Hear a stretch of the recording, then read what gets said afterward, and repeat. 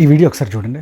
ఏం లేదండి, పాటలు రాయడం ఇంకా రాకపోతే ర్యాప్ దగ్గర అయిపోతుంటారని నా అభిప్రాయం. ఒక పాట రాయాలంటే 16 to 30 లైన్స్ లోపల కంప్లీట్ చేయొచ్చు. ఒక ర్యాప్ రాయాలంటే మినిమం 50 to 100 లైన్స్ ఉంటుంది. ఒక్కోసారి దానికంటే ఎక్కువనే ఉంటుంది. ర్యాప్ రాయడమే ఇంకా కష్టం.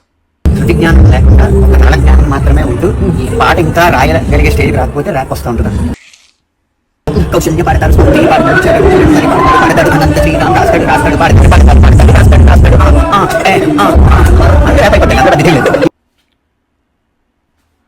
అసలు ర్యాప్ అంటే ఏంటి? ఇది విను.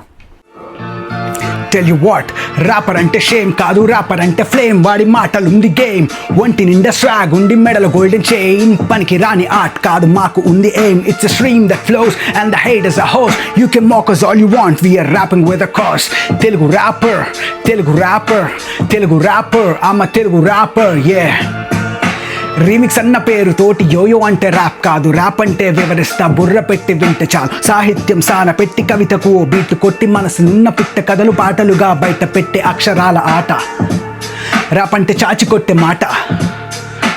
ఎదుర్కొన్న కష్టాన్ని ర్యాప్ తోటి తెలపమా. సమాజంలో ప్రశ్నల్ని ర్యాప్ కొట్టి అడగమా. లవ్ నుండి బ్రేకప్స్, కింద పడితే వేకప్స్, మనకు జరిగే ఫక్అప్స్ కథగా చెబితే ర్యాపర్స్. చుట్టూ జరిగే మ్యాటర్స్ వేలెత్తి చూపే ఫైటర్స్. మా మరో పేరు పోయట్స్, వీఆర్ ఆనెస్ట్ రైటర్స్. మనసునున్న ఆవేశాన్ని బయట పెడితే ర్యాప్.